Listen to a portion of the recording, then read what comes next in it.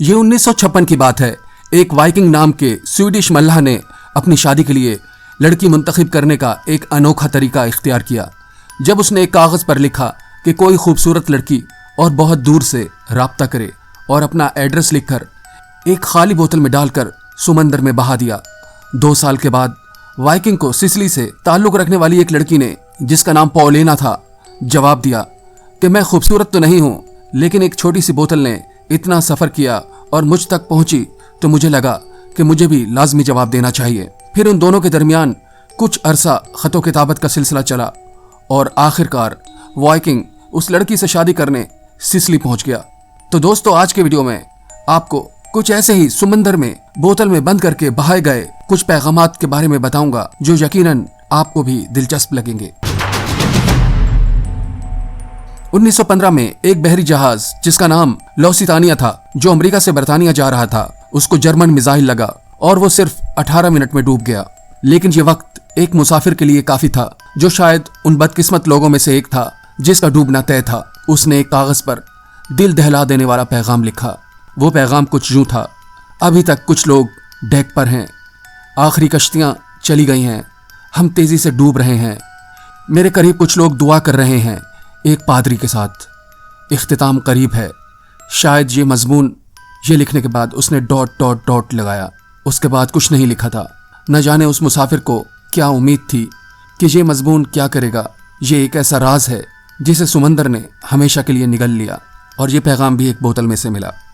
1914 में world war 1 के बरतानवी सिपाही थॉमस ह्यूज ने अपनी बीवी को एक खत लिखा और उसे अदरक की बोतल में बंद करके समंदर में फेंक दिया। और थॉमस 2 दिन बाद फ्रांस में लड़ते हुए मर गया और वक्त तेजी से गुजरता गया। और 1999 में जब एक मछेरे को दरियाए टेम्स में बोतल मिली, लेकिन अब बहुत देर हो चुकी थी। मिसेस ह्यूज का इंतकाल 1979 में हो चुका था, लेकिन ह्यूज की 86 साला बेटी के लिए अभी ज्यादा देर नहीं हुई थी, जो सिर्फ 1 साल की थी जब उसके वालिद का इंतकाल हुआ था। ये पैगाम उन्हें न्यूजीलैंड में उनके घर पहुंचाया गया। 1794 में एक जापानी सीमैन जिसका नाम चुनोसुके मत्सुजामा था और उसके 43 साथी जनूबी बहरुल काहिल के एक जजीरे पर तूफान में फंस गए और सामान मंजिल पर पहुंचाए बगैर उनका जहाज तबाह हो गया। अमले के तमाम अफराद मर गए। लेकिन इससे पहले मित्सुजामा ने नारियल की लकड़ी को तराश कर अपनी बदकिस्मती के बारे में एक पैगाम लिखा और एक बोतल में लकड़ी को फंसा दिया। और फिर वो सब ऐसे गायब हो गए कि दुनिया को पता ही ना चल सका कि वो सब कहाँ गायब हो गए हैं।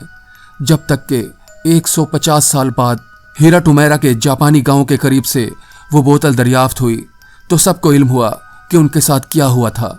लेकिन तब तक तो दुनिया उनको भुला चुकी थी।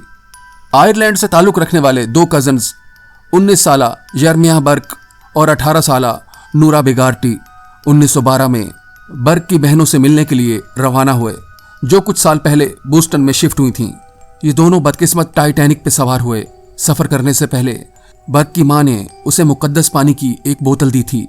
जैसे ही टाइटैनिक ने समंदर में डूबना शुरू किया तो बर्क ने एक पैगाम लिखा जो कुछ यूं था: टाइटैनिक से सबको अलविदा, बर्क ऑफ ग्लानमायर कॉर्क। जिसे उसने मुकद्दस पानी की बोतल में डाला, उस सानहे में इन दोनों कज़न्स की मौत हो गई।